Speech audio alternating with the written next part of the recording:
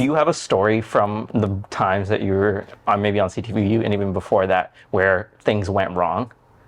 And you had to like figure it out on the spot? All the time. I mean, that was par for the course.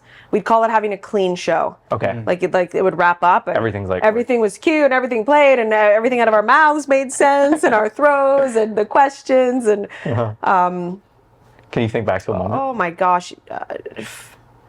Is there a compilation of Nicole just messing up online somewhere? Oh, there is some. I remember once in an interview, doing an interview, and I don't know what it was, but it's early in the morning, and I'm interviewing kind of a panel. Okay. Yeah. And I didn't know if we were throwing to commercial or to Terry Apostle, and I absolutely turned to thank you so much, this was great, and I turned to the camera, and I absolutely had a deer in headlights moment. So I'm like, and now we're going to... And I didn't know, and thank God for the director just pulled up the next person, and I was like, oh, hi Terry, or it could have been a commercial, and they just like run the stinger and the music, and then we're breaking. And your coworkers are ruthless. They'll laugh. They're laughing you off set. They're like, what just happened? I'm like, I don't know, glitch in the matrix. Yeah. Total brain fart. Yeah, and there's been times too where you're mid-show and life happens, a co-host or something that's supposed to be on set doesn't get back on time, or maybe they got, sick or they're coughing, or, you get it's live. The thing with live TV is there's no waiting. Yeah. You're back on air. And so having to just pivot to camera and start talking and saying something. With a smile on your face, even if your day's... It doesn't matter. It doesn't matter. I would actually share with you though, like my most embarrassing moment ever, but it wasn't on TV. This is the crazy thing. I go 20 years with this never happening, and then it happened after I left. So basically, the headline, 300 people hear Nicole Dubé pee. I had to do a keynote speech, and I had a wireless microphone, but it was really sensitive, and it was a headset microphone, and I had a videographer, and we really had to finesse the headset so it wouldn't fall off my ear while I'm walking on stage. So once we got it on, we're like, we're not taking this off until you're done. And no problem. It had a wireless transmitter, and I've been around wireless microphones my whole life. They had a keynote, an introductory speaker who was going to answer some questions, and then the MC was going to introduce me. And so I'm like, okay, they're wrapping up. I'm going to go to the bathroom quickly, and then I'll be ready to be introduced. And my microphone was off, and I go to the washroom, and I open the door, and there's a woman right there.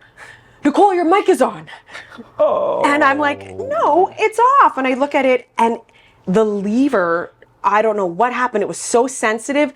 It was on. And I look at her, I'm like, well, what did people hear? Like, did they hear like hand washing or toilet flushing, or like, what did people hear? And she's like, well, some people laughed.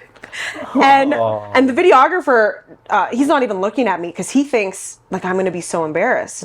And I look at him and I say, did 300 people just hear me pee? He's like, it's not a big deal. And I go, no. I actually, I'm embarrassed, but I need to figure out, what do I say? Yeah. Because I can't go on. You can't just not address it. Yes. Yeah. And I don't want the audience to sit there thinking, well, does she know that we know that her mic was on and we heard everything? So I'm like, I need a line. What am I going to say? How do I roll with this? And then the MC tees it up perfectly. Introduces my bio and then says, but like many of you here, I feel like I know Nicole because I would wake up and have my first cup of coffee with her watching CTV Morning Live. So I'm like, okay. So she introduces me, and I thank everyone. And I turn to the crowd and I say, well, you've had your cup of coffee with me, and now you've gone to the bathroom with me. Let's go. So we're family. Let's go. You could feel the relief. Like, oh, 100%. Thank God she's cool with this, because this would have been a long keynote if the whole time we're like, yeah, but we heard her and she doesn't know. So it truly, it was actually such a gift because when something like that happens and you own it, Yeah. the crowd was just, they were just so empathetic and relieved that I was okay. And it's almost like, well, what worse can happen now? Like your worst nightmare happens. And you got to keep going. 100%. Like the show must go on. What you're there to do, you still have to do it, no matter what it looks like, and you'll survive. And I survived.